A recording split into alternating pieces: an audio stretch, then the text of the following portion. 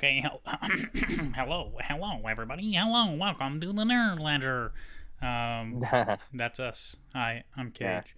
That's this Chair. is Chair. This is Early. We're here early Chase. today. Yeah, Yeah, so we are here early today because it is the day before Thanksgiving, yep. and I had a Let's go. half day. Same, pretty much. Got off work early. I'm ready to Yeah, I do mean my it's thing. it's never truly a half day, right? Because I'm still expected to like respond to things every now and then. Yeah, But that's okay. I'm more than capable of doing those things. So, but anyway, what's been up, pal? How have you been?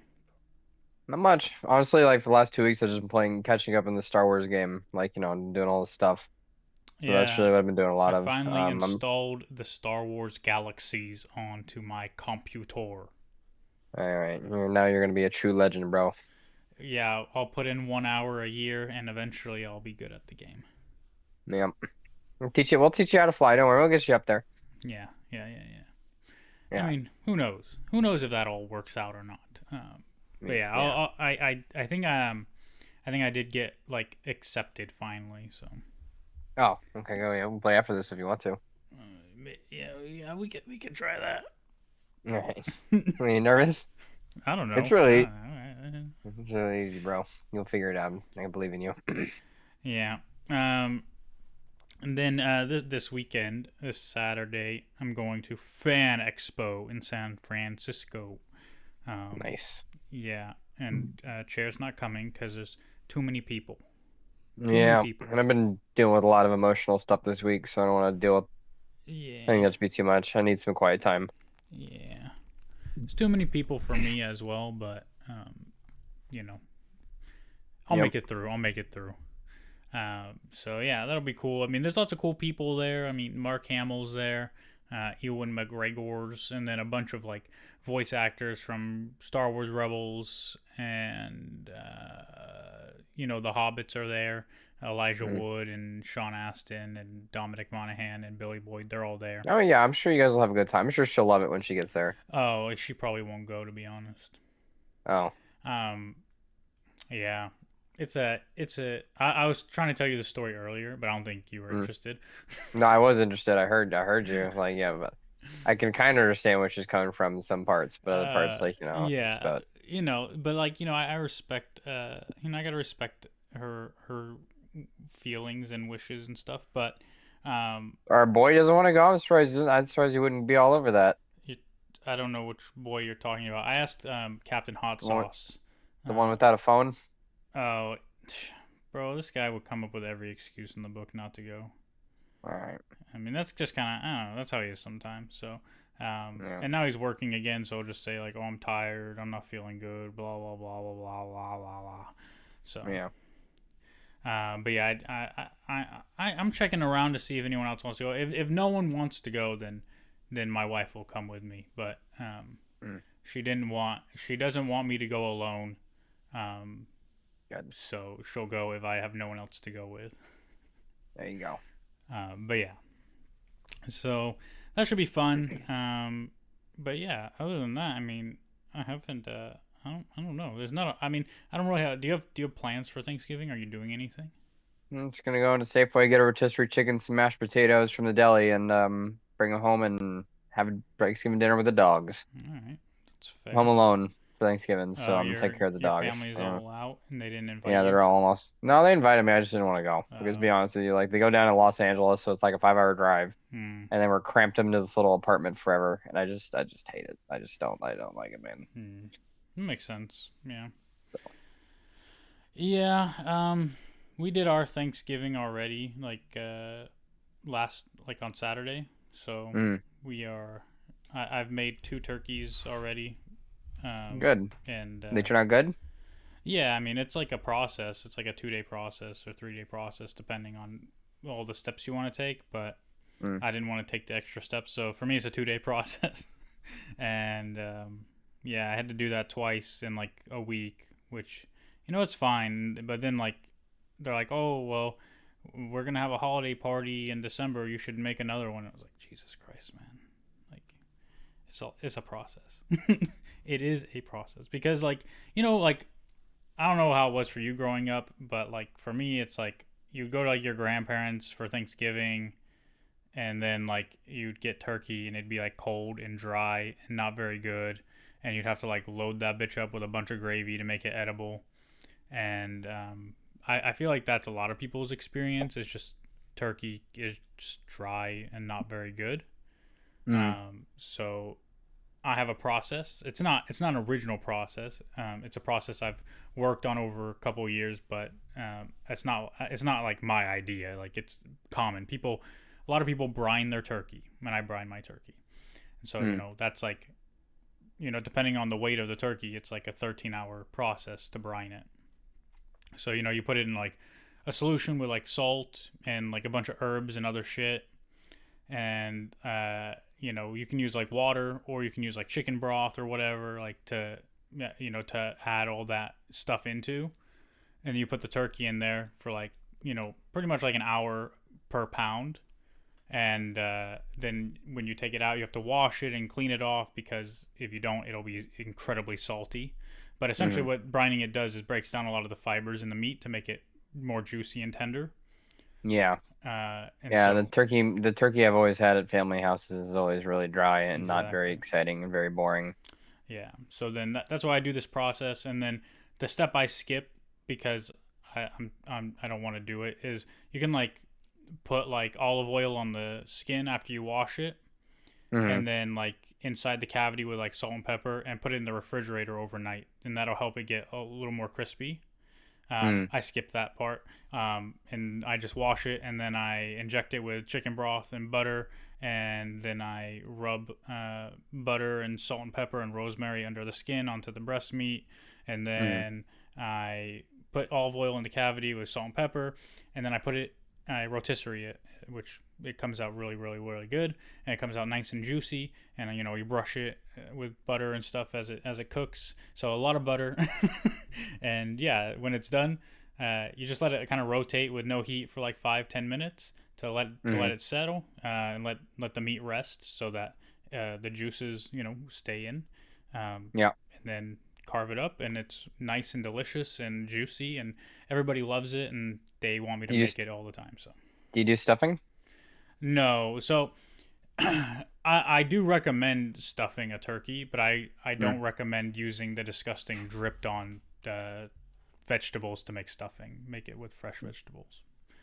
Yeah, my mom does some like weird stuff out of a box. I don't know, like that's how Well, they always do it. so like They what make what people do is they stuff their turkey, and then the turkey is done, and then they dump all the stuffing bits, all the vegetables into like a pan or whatever, and cook it up with a box or whatever. But Hmm. like your vegetables are going to be mushy and disgusting because they've been inside your turkey.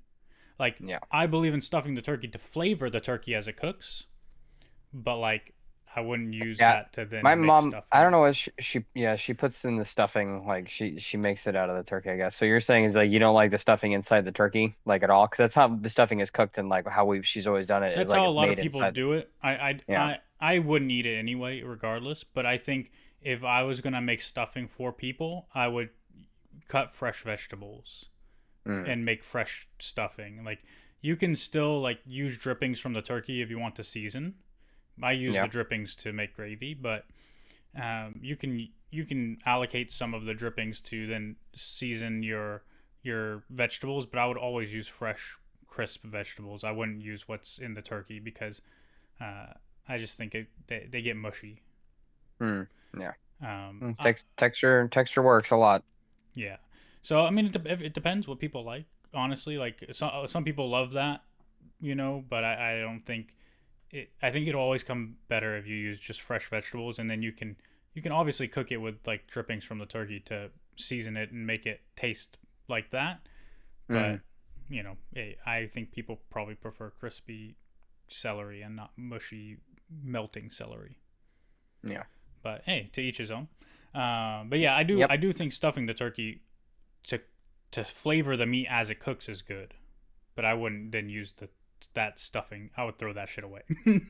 So, but yeah, everybody does their own thing. But yeah, as two white people, we know what it's like.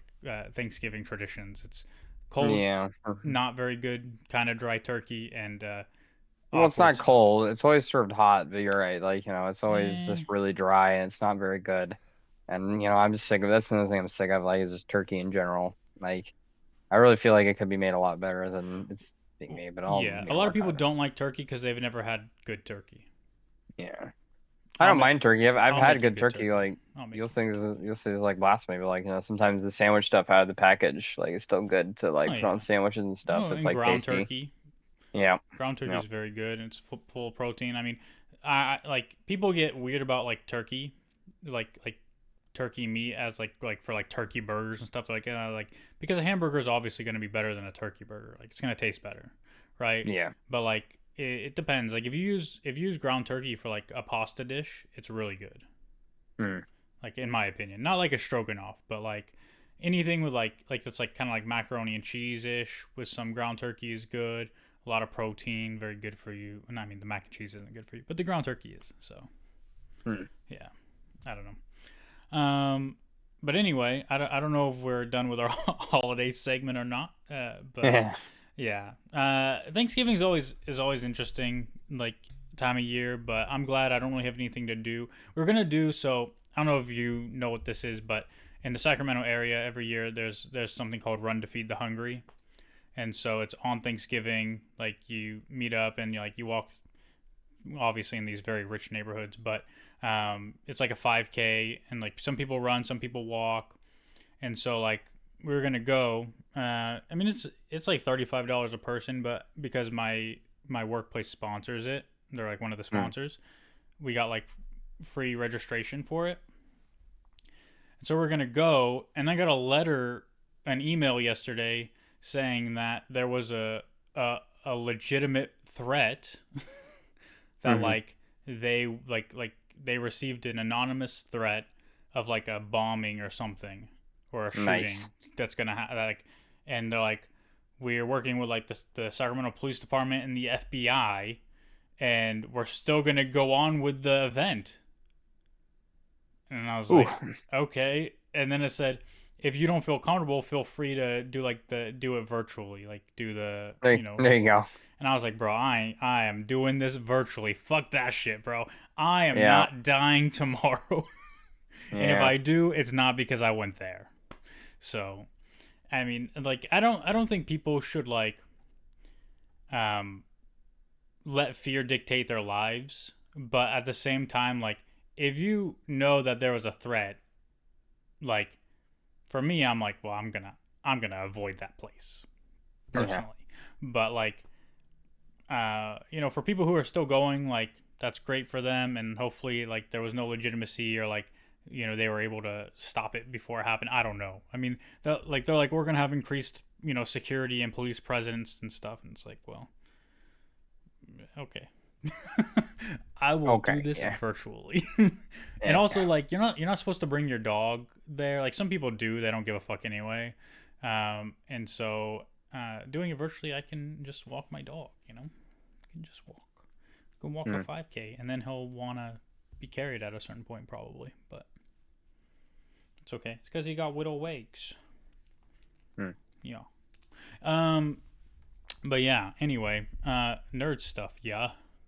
Yeah. So Yeah. I don't have anything else to say on that. so there wasn't much news, so I'll run through it pretty quick. But first of all, there's been some Superman Legacy casting. So Skylar Gazondo and Sarah Sampaio are joining Superman Legacy. Sampaio is going to be Eve Teschmacher in Superman Legacy. So if you guys don't know who that is, she first appeared in the movies. So she appeared in 1978's Superman and the sequel to that as Lex Luthor's assistant, Eve Teschmacher, and Hmm.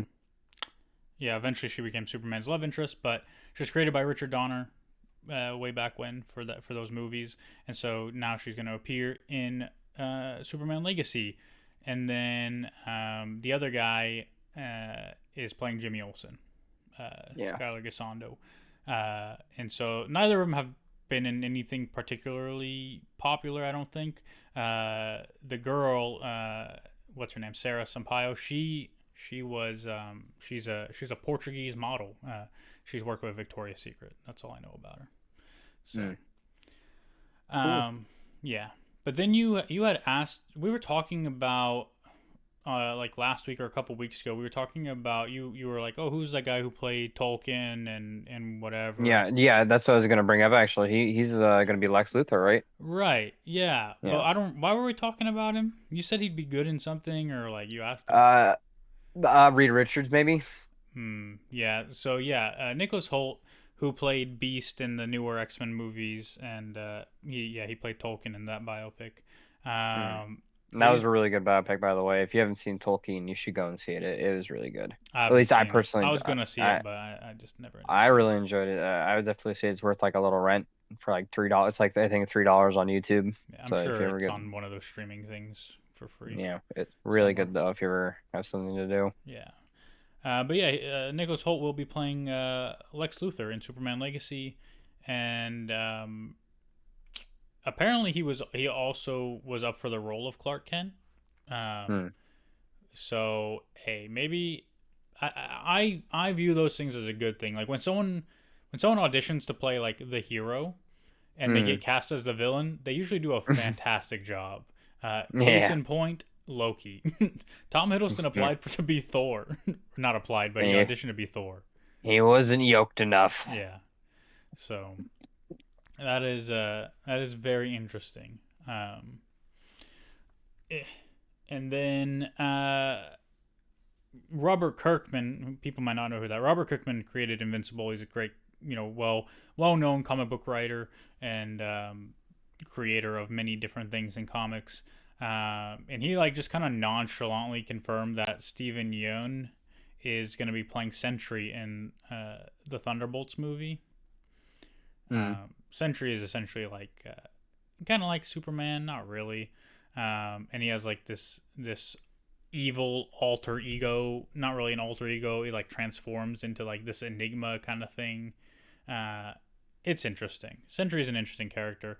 I'm more familiar with him from Dark Avengers comics, but yeah, obviously Thunderbolts rolls into Dark Avengers at some point. So, Hmm. um, you know, I guess that's a thing.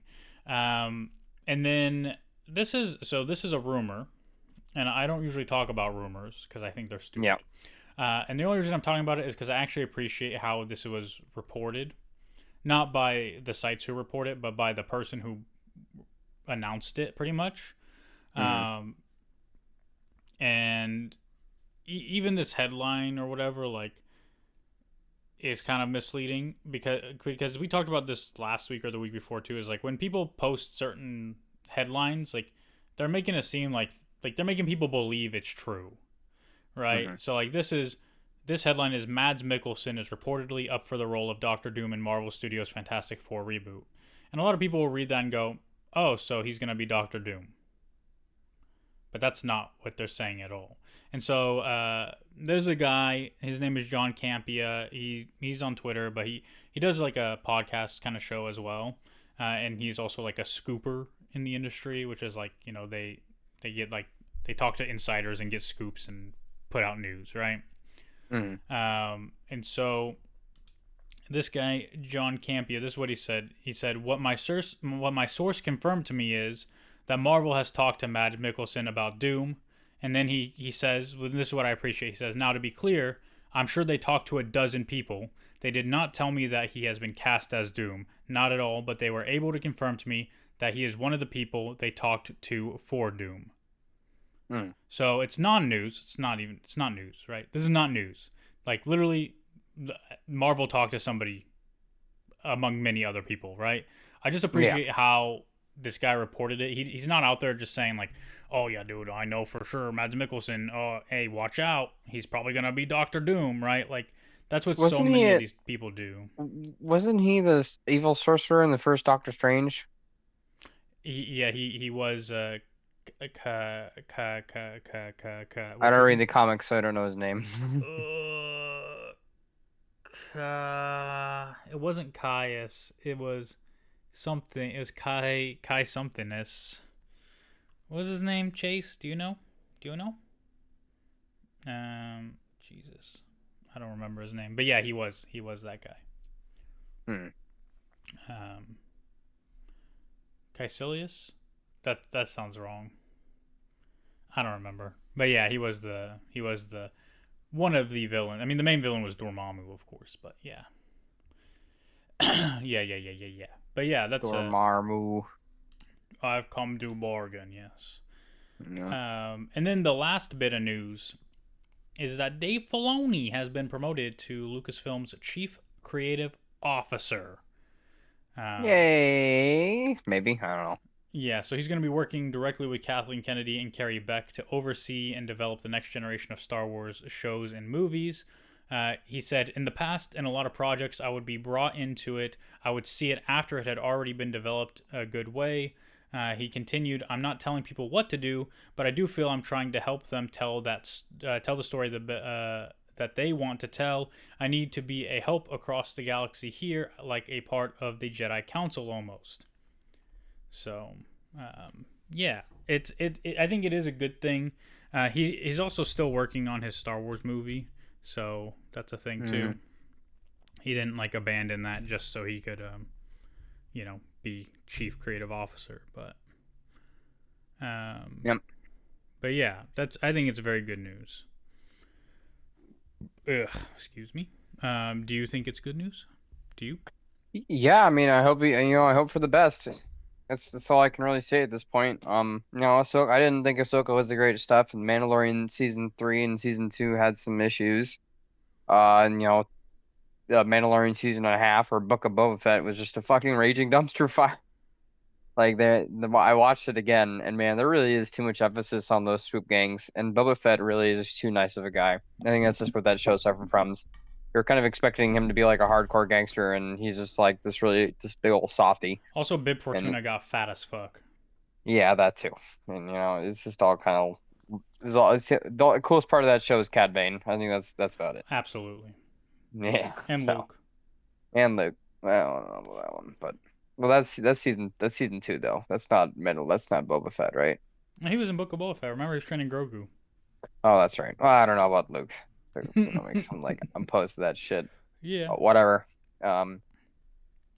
So Yeah. hopefully, like, he can just learn from his mistakes, pick up, and no one gets in his way, and he just makes good stuff. Like, and there were some weird shots in Ahsoka that didn't make any sense. Like one thing, that one scene where they're standing in the hall deflecting all those lightsaber blasts and stuff like that. Mm-hmm. Like not the lights, like the deflecting the laser blast with their lightsabers. Sure.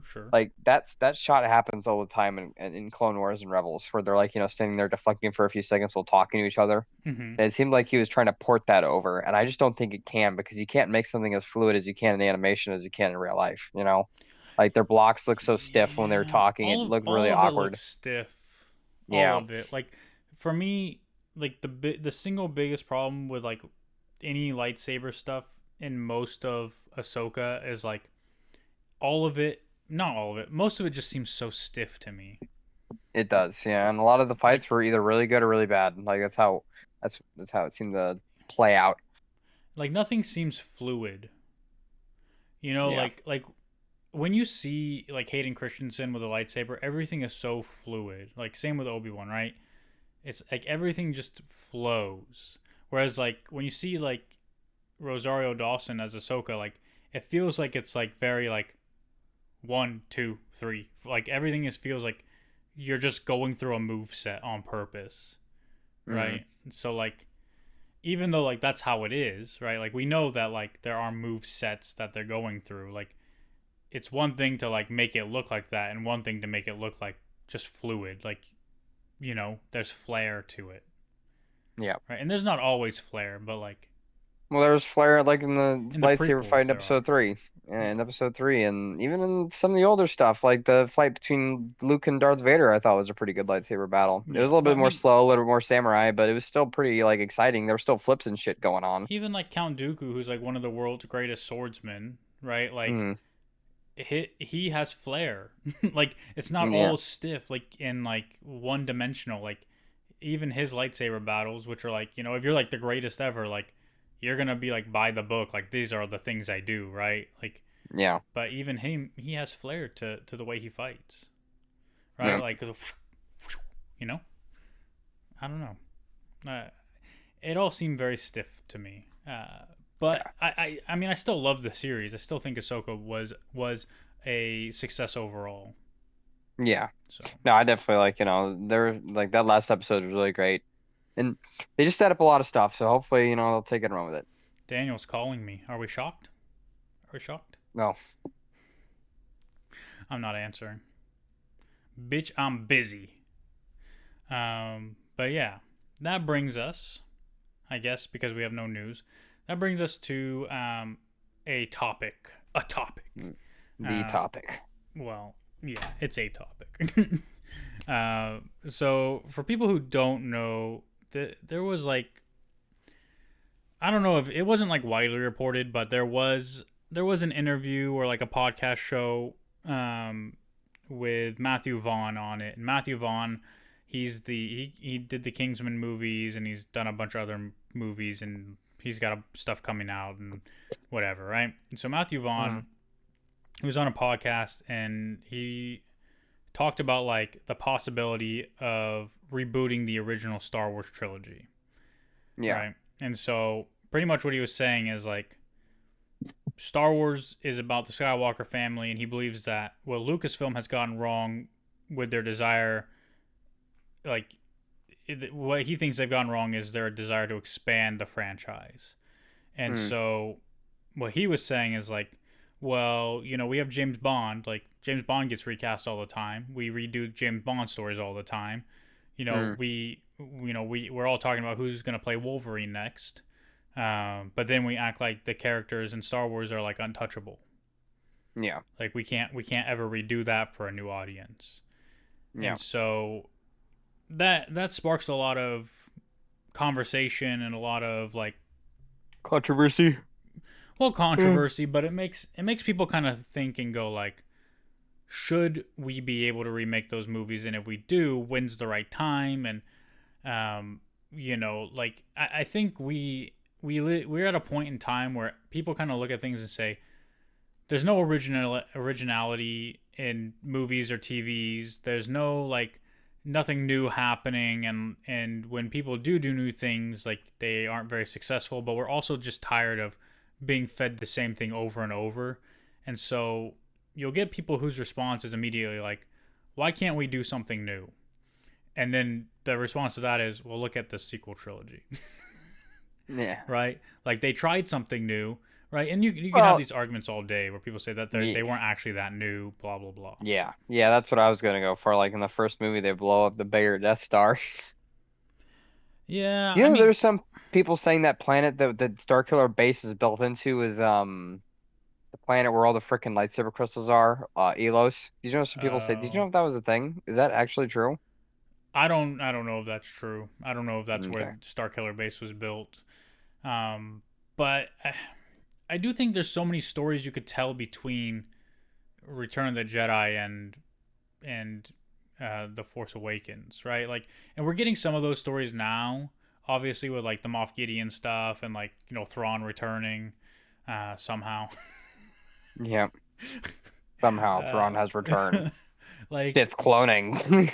but like that, there's something interesting there about like how the First Order has arisen anyway, because for me, like that's immediately a problem with the Force Awakens, right? Is when you jump into that movie, you're like, well, but they defeated the Empire 30 years ago, and now like they're rebels again already. Like you had the New Republic, and then you're also trying to make the New Republic after you destroy the First Order. Like, it doesn't make much sense. And Hmm. like, of course, it doesn't make much sense because they had no idea what they were doing anyway.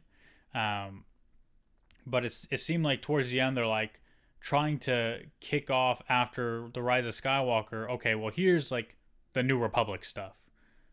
But then obviously Dave Filoni and Jon Favreau come in and they're like, no, it's not how that works. We're gonna make this better. And so I don't know, like that's already an issue. And so like they can do a lot now with this canon and this space they've created, despite the fact that it's like not a great space. Like we can work with what we have to try to make it better through like telling these past stories, right? Hmm. And that's kind of like what Star Wars has always done anyway. It's like, hey, we're gonna go back and tell the story to give it a bit more context and all this, right? Mm. So I think that's what like the Mandalorian and Ahsoka and all those shows are like trying to do. Obviously, some fall flat and are completely unnecessary, like the Book of Boba Fett. Um, but you know, there's an argument also to be made about like the Disney Plus shows in general, not just like the MCU ones, but the Star Wars ones too. Like, what is their purpose and what do they exist to do? I think the problem is with that is what happened is that the Mandalorian, obviously John Favreau and Dave Filoni had a really good rap session. We're like, dude, the Mandalorian is gonna be fucking badass. We're gonna make a badass show, right? And they went and they made the Mandalorian. It was super badass, and everything came together. The practical effects, the real, like it just felt really, really good. And then I feel like that they just like the board and everyone else just came in and decided to hijack Disney Plus and just make as many shows as possible, and thought they were all going to be like wildly successful and popular like The Mandalorian was, without realizing that's not how it works. You need like the right actors and the right people and the right writers and the right the right prop makers, the right background actors. It needs to come together. That's first season of The Mandalorian was just an example of perfection when production is just flawless, like all the way through. When you have someone who's really seasoned, you have this new up and comer guy who's like got new all the Star Wars lore bouncing around his head. You got all these people that are gonna make dude, his armor Well, looks so good. not only Like that, I mean, you had passionate directors coming in, like yeah, well-known directors. You had like Robert Rodriguez do an episode, right? Like you had yeah. Rick Fumiyawa, who's like an God, up-and-coming I'm gonna watch. director. I'm Bryce gonna watch The Dallas Howard. Mandalorian tonight. I'm gonna watch Yeah, Mandalorian tonight. season one is so good. It is. Like, and because it does something we've talked about with like what Marvel shows should strive to do, and what like even the newer Mandalorian show, like the newer season, should strive to do, is like it balances that like this is an episode of television with there is an overarching story to this season. Yeah. It was Like, perfection. Like there's no other way to describe the first season of Mandalorian. And the problem is that it's really hard to replicate perfection, and like they got desperate. Like they got a little close with like WandaVision. The first season of Loki was pretty good, but a lot of the other MCU shows weren't very good. Andor was really good, but that was kind of like a sleeper hit, right? Like obviously, that's the thing where all the pieces just fell together and it just worked. Like it was a fantastic piece of. And no, you're right. Like there was an overarching story, but each episode was self-contained, which is super important when you're making TV shows, because yeah, they need to stop calling them streaming shows. They're not different. They're not some kind of different new thing. Like you can't just call it streaming and say it's some new thing. It's a TV show. It really is. yeah. Well, and And that's the beauty of the Mandalorian, is like they made it like episodic by nature by calling it chapter one, chapter two, yeah, like the way the episodes were, and then Ahsoka picked that up as well, but yeah, like not as good though. not done as well, but I mean, and Yeah, then obviously Book of Boba Fett also did that. I think they do that for all the Star Wars shows, to be honest, but yeah, it maybe. it works for the Mandalorian. It doesn't necessarily work for Yeah. everything. And even season two of The Mandalorian is pretty good. That episode with Ahsoka was freaking badass, dude. Like where she showed up, it was like a really big deal. Yeah, I mean, and that's And very like if you think about the influences of Star Wars, I mean, that episode really captures a lot of them. yeah, And so, like, it's nice to see that stuff. Also, the Loth cats were cool. I just like Loth yeah, cats. So, all of it was great. And so without all that being said, going back to the original topic at hand, can they remake the original Star Wars? Probably. I wouldn't advise them, but you can. You can do anything if you have the right people and you make something that's creative and inspired enough to like, want people to watch it again. Like you obviously need to do something different with this Star Wars if you want to make it unique from the old one. But I don't know what that would be aside from including more scenes and like, having bigger space battles or something. I mean, the real question is obviously should they remake it? Yeah. Like, obviously they can. I mean, Warner Brothers is remaking Harry Potter and remaking Lord of the Rings already, right? Yeah. And like the Lord of the Rings films, like they only came out like 20 years ago, and like the CGI then was just as Hmm. good, if not better, than what you see in CGI now. Yeah. So like the question about those is do those need to be remade? And the answer is really no.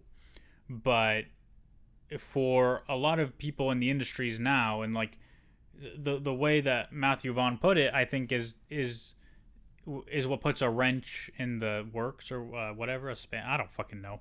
It's like what he was saying is like, why can't you make this for a new audience?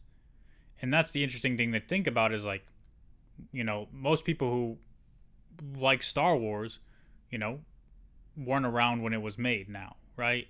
And so Yeah. like you have people who are fans of the sequel trilogy, But like you have older fans who are like, this shit is garbage. Why did they even make Yeah, I was this? just arguing in the Discord for the game that I'm trying to get you to play.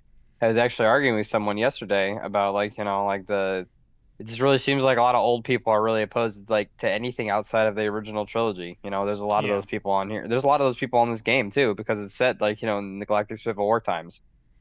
And it's Well, you know, and it and so go ahead.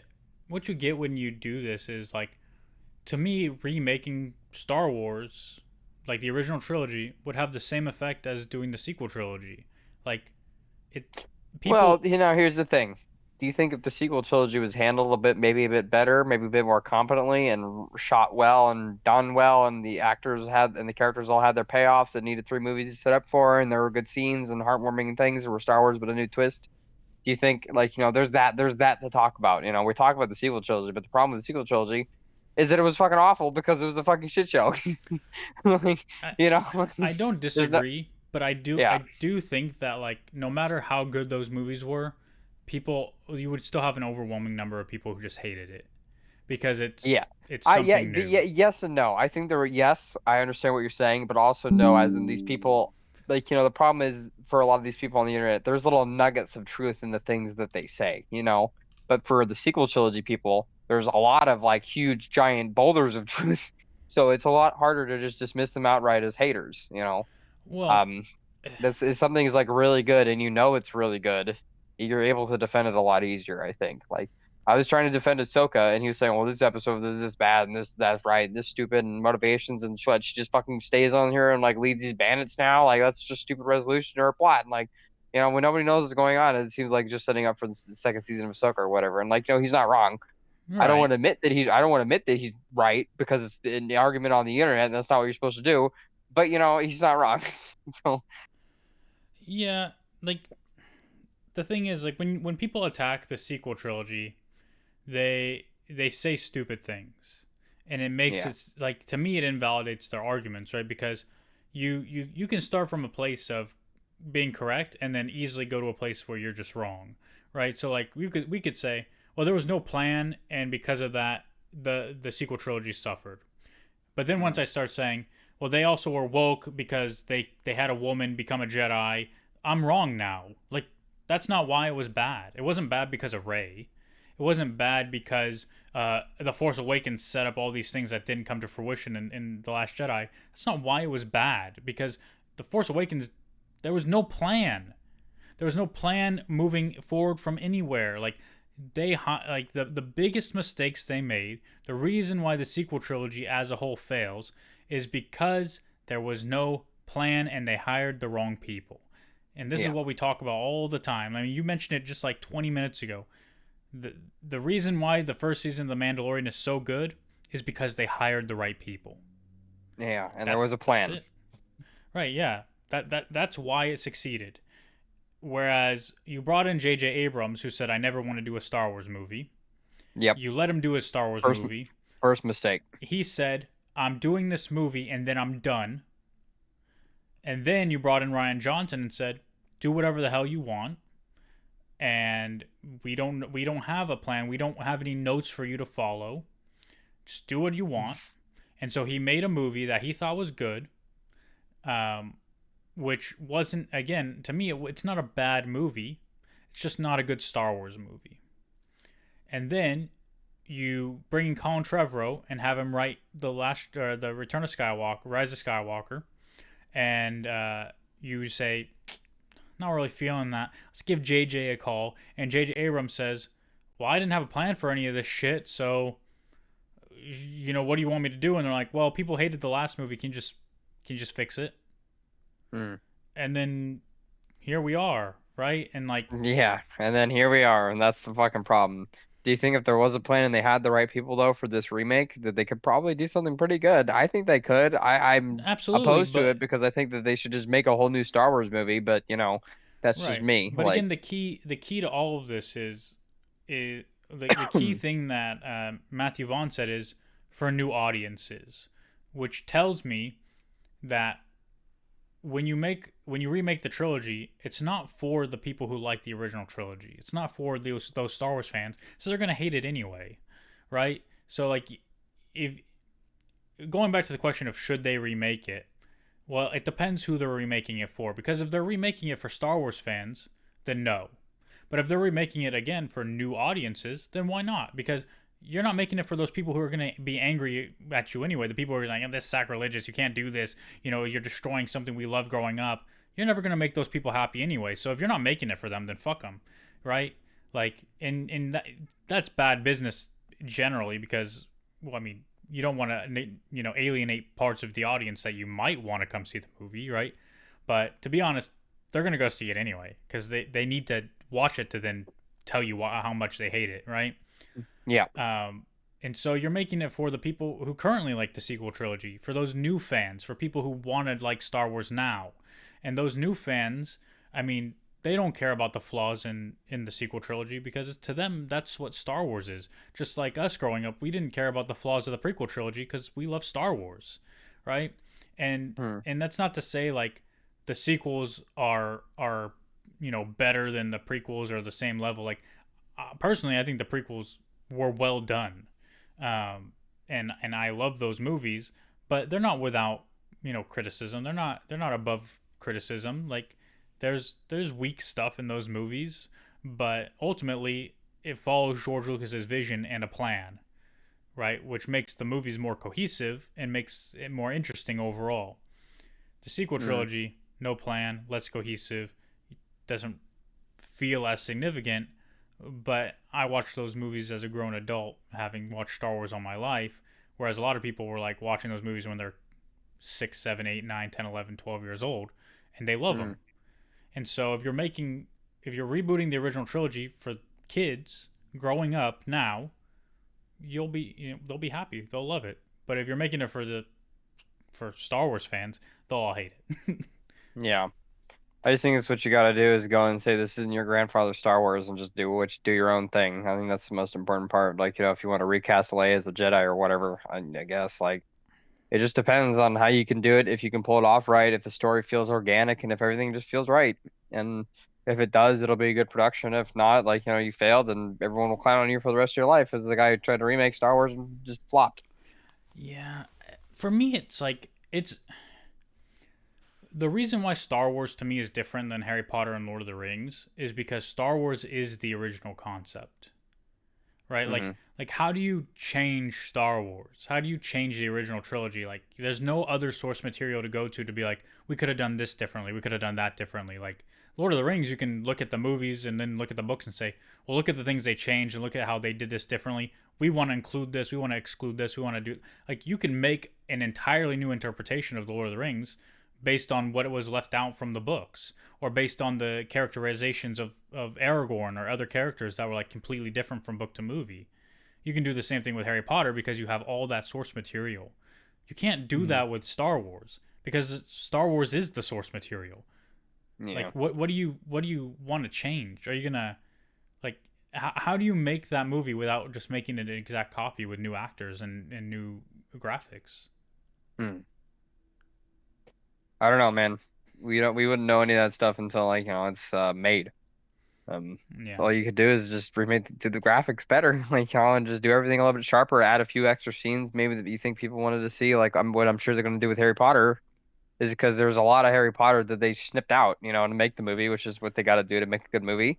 But I could also understand that I could definitely see Harry Potter as a very good TV show. Absolutely.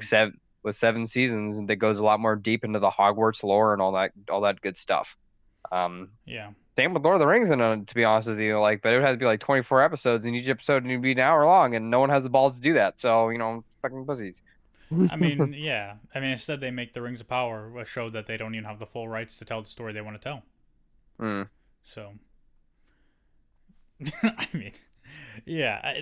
You can. That's my thing. Is like with those things, they're based on books, so you can absolutely remake them and make something completely new, like that. Like not obviously there will be similarities like the Battle of Helm's Deep. Like you can't make that much different. I mean you can in the way that like Haldir and the elves from Lothlorien never showed up at Helm's Deep in the book, right? But like you still will have like those main event parts of your story. You still will have the Battle of Helm's Deep, right? The Ents attacking Orthanc, Mount Doom at the end, the Battle of the Black Gate, like. But bro, you could spend 2 hours on an episode about the Council of Elrond. Like, to me, that stuff is so interesting. Like, when you read it, because the movie is like very short and to the point. Like, but the fact that Yeah. like all these Well, people they are at the they council for their own reasons, not because they were yeah, summoned necessarily. and they reference like the Hobbit a lot, which is really cool. Yeah, Bilbo recites Arundel the Mariner, the poem about Elrond's dad. I mean, Gloin talks about the mouth of Sauron coming, making promises, and Dale, and different things, right? Like asking about the ring essentially, and different things like that. I mean, Boromir and his dreams. Um, Legolas talking about Mirkwood, becoming dark again, and Dol Guldur is like fully occupied again and shit. Like, bro, like there's so much story to tell there. Like, you can do like one or two full episodes of a streaming television series just on the Council of Elrond. Like, I would love that shit, and that's Yeah. something new and Now, unique to the would other movie. people love that shit? That's the real question. Maybe, I don't know. To me, it's interesting though, but for not for everybody, right? Like, some people might not find it interesting. Yeah, So that's a problem. I don't know. I think reading it can be boring. Can be. I don't Yeah, think it's boring, but it can be. But I think watching it in, live action can be very interesting for people. So, yeah, and also just like I don't know. There's so much. There's so much that got changed from book to movie that like, even like going into Moria, like Aragorn was the one who never wanted to go to Moria. Gandalf was like, "Yeah, we need to go to Moria." Aragorn's like, "No, fuck that. We're not going to fucking Moria. Like, fuck that shit, man. Like, that's way more dangerous." So, but in the movie, it's like Gandalf is like terrified of Moria, and they did that to foreshadow that he would die there, but mm. he doesn't really die. Anyway, spoiler alert for Lord of the Rings. Um, yeah, I think remaking the original Star Wars trilogy is a risk, but let's be honest, like people will go see it, like, and that's all studios care about. Like Disney doesn't give a fuck that like they'll piss off some people because they'll make a bunch of money doing it. Yeah, yeah. So, I mean, I think at some point, like it's gonna be like Warner Brothers. At some point, they gotta crack when they keep producing a bunch of shit. Like, at some point, those cracks gotta show. They have to. Like, you can't just do this forever. They shouldn't be allowed to. yeah, and I think that's why like Bob Iger is like wanting to take a closer look into like the MCU shows and be like, yo, like why the fuck are we still doing this? Like if it's not working, right? Which is probably why like they're doing that spotlight banner thing for Marvel now, and we'll see how successful that is. I don't know. I don't know, but Marvel has a lot of problems at the moment. Yeah. Bro, this guy's calling me again. He's calling me again. Then don't pick up. Just hang up. Don't acknowledge it. Can't reward bad behavior. Okay. Well, I was just gonna put him on blast on the podcast. That's what he wants, bro. I Okay. don't think it is. I think he wants to probably say some shit he doesn't want anyone to hear. Oh, So well. it's just kind of how he is. Yeah. So, Anyway, um, though, but yeah, I don't know. Like, I think they could if they did it right, and yeah, it would piss a lot of people off, but it would still be like you could still make an objectively good movie, and like remake the Star Wars. Sure, like you can do I that with think anything. I Now, think to should you, make in it principle, well, um, should we just no, keep making new? Should we make new story? Like, I think we should always be making new stories. Like, why don't we make a whole new movie set in Star Wars, but without Skywalker or any of that stuff. Just make a new story, Like talk about like nice start off Knights of the Republic and start from there. exactly, You know, there's exactly. so many Well, other and they've been angles you pushing can. the High Republic so much. Make a High Republic movie then. They want to do High Republic because they want to fucking Disney wants to carve in because the reason is they don't want to do Kodar because they don't want to do all that shit. They want to have their own specials part in Star Wars lore. And that's what really pisses me off about all their like how they handle it. That they just like want if they're not going to be able to remake the trilogy, like remake the magic, then they're going to make their own little like try to carve their own little piece of it. And I don't know, man. Yeah, I mean, I it's really feel definitely like they like could have. They could have gone with Knights of the Republic and they never did, and it just really sucks. Like it really sucks that they're ignoring all that fantastic content. Like I don't know Absolutely. what the reason is for it other than like they just think that it's not there, so we don't want to deal with it. And we want to make our own little Star Wars era. Yeah. Uh, Because like this whole High Republic stuff was stupid. Like we saw the High Republic. It's like episode 1 through 3. Like we saw the collapse of the High Republic. Like that's just what the Republic looked like right up until the Clone Wars. Like it was always kind of the same. Or at least that's how I understood it. well, the You High know? Republic is like way back, way Yeah, it's like back. 1,000 years. But Like there's for essentially the High Republic is the old Republic. yeah. Like just Well, without. no, but it's like 2,000 years before Coda, or 1,000 years before our original whatever episodes. And Is it it 2,000 just years before Knights of the Old Republic? I thought they specifically said like yeah, this Well, is a couple they thousand. did make the Old Republic canon, didn't they? Yeah, they did. Like, Like but at least it the because name. it happened so long ago. But I could have sworn they said that yeah, the Old Republic happened 2,000 years before this, and like this is his Oh, own so it's thing. like in the middle. So the High Yeah, Republic is like in the middle it's between. supposed to be like when the Old Republic, it fell, it came back, it fell again, and then it was re-upped again, and it like, then it stuck around for almost 2,000 years. And I think it's supposed to be like in the apex of that civilization. What we're supposed to start was like the fall to the Galactic Empire. So Bro, just do a Darth Bane movie, please. Darth Bane, Revan. Exar Kun, Darth Malik, Darth Revan. Yeah. The opportunity is there. Darth Nihilus. Yep. Darth Nihilus would be badass. He's a Sith that literally eats planets, okay? It's crazy. Yeah. He's literally just a living Sith artifact at this point. Like he's just a mask. He's the being of pure shadows that can wield a lightsaber. Yeah. I mean, It, and the he Acolyte can only speak he can is the only speak closest ancient thing Sith. that we're gonna get, I think, to Old Republic. Yeah. So, and we'll see how that goes. Yeah. I mean, I think ultimately one day they will remake the original Star Wars trilogy, and I think the only way to do it to make it something kind of refreshing or newer, it's like you have to reconceptualize everything, how planets look, how people dress, like how the technology works and looks. Like you have to redo everything. Like the Millennium Falcon has to be a completely new design. X-wings have to be a completely new design. I don't know how you do that because they're called X-wings. Like Yeah. everything needs to be redesigned to make something feel new and refreshing for a new audience, right? Like Mm. and obviously you can't just have like the same the same dialogue. Like you have to change how things are said and why they're said and like but it has to be true to this story as well. So how do you do those things and make it work? I don't know. Disney, if they want to do that, they have to figure that out. But you don't Mm. need to. Like people will buy into a new concept under the Star Wars name. They will.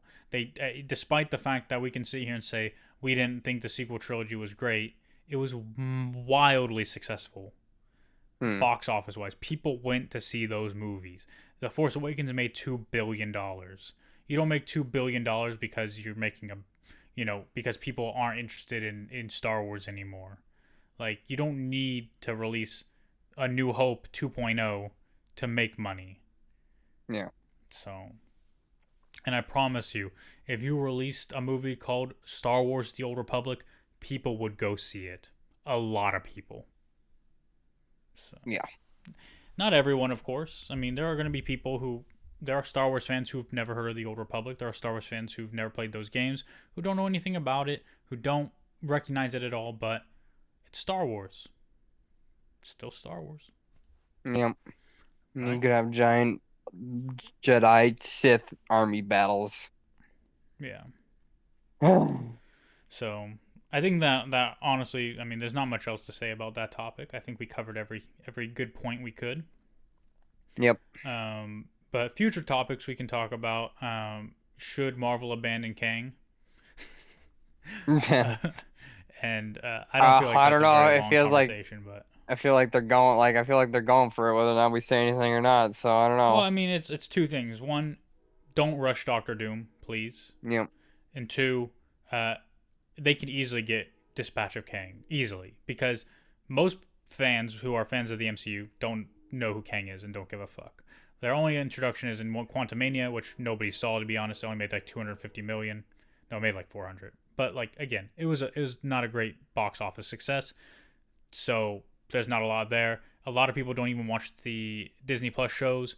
It's easy to just say we're done with Kang. Easy. Hmm. So that, I mean, I guess we don't have to have that conversation now. But I mean, if they're thinking of replacing with Doctor Doom, though, they need to pause and really think it through because you can't rush Doctor Doom. Like he is one of the most important villains in all of Marvel Comics, and you have to get him right. You have to get him right. Do not rush it. That's just my opinion. If that's what you say, man. I don't read comics, so I don't know. Like, we'll see how they set. We'll just see how they Right. set it up. Well, I And mean, here's my point, right? You don't read comics. Did before Ant-Man and the Wasp: Quantumania, have you ever heard of Kang? no, Had you heard of Doctor Doom? yes, Exactly. but I also because they made a Fantastic Four movie before, so that's the Right. thing. And Well, that's the thing. yeah, Like, but people are familiar with Doctor Doom, like mm, so. Like it doesn't matter if it's from the movies, from comics. Like people know the name. Most people know the name Galactus, right? yeah. Well, I'm really excited for And William Dafoe. I want William Dafoe playing Galactus. Oh, that'd be so fantastic, bro. That would make my heart so fucking happy. well, I don't think that'll Ugh. happen, but Oh man. Do you you think know, we're gonna get a shot with Galactus in the sky trying to eat Earth? Do you think that's something that's we'll ever get? Or do you think that's something they'll never do? I think you'll Because it's see just too much. Galactus eating other planets. I mean, and eventually the conflict should come to Earth, obviously, Hmm. and you'll have hopefully the Fantastic Four and other people fighting Galactus on Earth.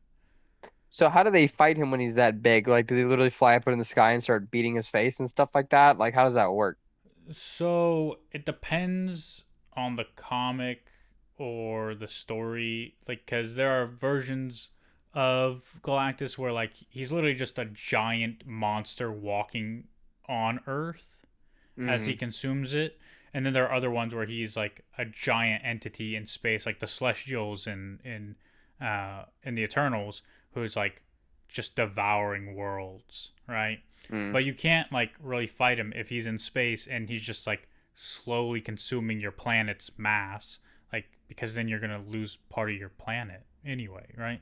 So like the way that like I've seen it done in like video games and like in certain comics is like he's just a giant monster walking Earth as he prepares to destroy it. Mm. So I don't know. Like you have to do it similar to how they did it in the Rise of Silver Surfer. Not make him a giant cloud, but make it like, you need Silver Surfer there to like, you know, start this process that allows him to consume the planet. Mm. So, but I don't know. I don't know how they're gonna do it. I just hope it's not bad. So Yeah, that's all of us can hope for. yeah, and the thing is, like, you don't wanna waste major villains. Like, you don't want them to be like one and dones, right? Yeah. Like the way they did with Thanos. Like, you want it like that. You want them to build these villains to have them become something greater in the future, to be your overarching villain of an entire series of things, because you don't want just like, okay, we're gonna do this movie and Galactus is gonna be there, one of our most powerful villains, and after this movie he's gone forever. Hmm. Like, and the same thing with Doctor Doom. Like, Doctor Doom needs to be a greater villain. He can't just be like your villain for this movie and hey, we're good, right? And I don't think they would. I think any version of Doctor Doom we see is gonna be the start of Doctor Doom. Like, they're not gonna fight Doctor Doom at the end of the first movie, right? Hmm. Like, he's gonna be present, but alongside the Fantastic Four, not necessarily like opposed to them in this film. Yeah. So that's Yeah, how I people think got about it. really excited for the X-Men. Like even when I went and saw the Marvels, like people like, gasped when they saw Beast that had not seen like, weren't spoiled. So that's good. Yeah, So that is hopefully good. we'll just get the combination X-Men Fantastic Four. Yep. Ooh, there's some stuff from the old people in the back. Like you and I are now the old people. And hopefully they can finish off the 2030 with a good set of movies. That's all we can Yeah. hope for. And hopefully in Yeah. 2030, you and I will be sitting down for like what Fantastic Four Invasion of Galactus or whatever they're going to call that movie. What uh, what do you think they would my call? What do you think they would Cataclysm. call that Cataclysm. What do you think? Is that what you think they're gonna call like the? Okay, what do you think the first? Okay, so last one was called like Avengers Endgame. What would they call this one? Cataclysm. What? Like, would it be Uh, Fantastic Four Cataclysm or X-Men Cataclysm, or is there like a team that the X-Men and Fantastic Four made together when they're teamed up? Are they called something? I think I think eventually they'll change Avengers because you're gonna have X Men and Fantastic Four coming in. They'll change it to like Marvel Presents or something, Mm, or an MCU something. They'll just yeah, My guess is it's gonna be like Marvel Presents Cataclysm, and yeah. it's a big crossover amongst all the big teams. Yeah. So, but I could be wrong. I don't know. Like to me, like the future of the MCU is events, and that's how comic books are and how they've been for a long time. You run like events every year, and those events are what have been the big Avengers stories, right? Events like Civil War. Civil War wasn't called Avengers Civil War in comics. It wasn't really an Avengers movie in MCU either. It's called Captain America Civil War, but it is an Avengers movie and it is Mm, Civil War. But Civil War is just Civil War in comics, and it's a big yeah. event that crosses over a bunch of different brands. Just So how like does that work? Do you buy a bunch of different comics where it's no, told, they're the stories told from the character perspective, or there's one run with all the so interactions? essentially events are like limited series. So the first Civil Mm-hmm. War is like 9 issues, I believe, 9 or 12. Mm-hmm. And so it would be announced like here's this event, and then Civil War #1 will come out, and then there will be tie-ins. So like if there's a Spider-Man ongoing, it'll be Spider-Man Civil War, and like it's a tie-in to that, but like you don't need to read those tie-ins to read the main story. So what a lot of people do is they just read the main event, which is Civil War, Mm, and that's all you need to know. But if you want to know what's happening in people's individual stories while that's going on, they have tie-ins for like the ongoings at the time. And so like it's the same mm, thing with like Spider-Man, like the Clone Conspiracy. Like there's an event for that, or across like Spider-Verse was a 9 issue event. Original Sin was an 8 issue event. Secret Wars was an event, both in the 80s and in the 2015 when it was redone. mm. Like they're events, and so essentially what that is it's just called Secret War, or Secret War 2, which was the 2015 version, and it's just like a 9, 10, 11, 12 issue event that has tie-ins, but you don't have to read the tie-ins. You just read the event and it tells you the story from start to finish. Mm. So, and Cool. that's what stories like Age of Ultron have been and things like that. And there's also like big ones like Avengers vs X-Men, or Inhumans vs X-Men. Those are events as well. Cataclysm was an Ultimate Universe event. I believe it happened after the death of Peter Parker, or caused the Mm. death of Peter Parker in the Ultimate Universe. So, but yeah, it's a Galactus event as well. So that's why I said Cataclysm. I didn't make that up. Cool. So, yep, Cool. that's Well, how I imagine hopefully it. it'll come out and it'll be great and everybody loves it. Yep, but all right. We've reached our hour, so we are not obligated to be here anymore. I mean, we were never obligated, but you know what I'm saying. Yeah, but Um, now we've run out of chemistry. Our chemistry only lasts for 1 hour. yeah, Rest of the true. time we're just awkward nerds to say, "Hey, do you like this thing?" And you go, "Yes." And I'm like, "All right, cool." And then we stop talking. So Exactly. But we hopefully we can get appreciate that game working tonight, though. That'd be great. Yeah, we appreciate everybody tuning in, listening, hanging out with us, and you can follow, like, subscribe, Twitch, Twitter, not Twitter, I don't know, YouTube, Spotify, Apple Podcasts, wherever you listen. Much appreciated. Do all the things. See you next time. Bye. Say bye, Chase. Bye. Take me off the internet. Bye. Get me off the internet right now. Get me out of here. I don't want to be here anymore.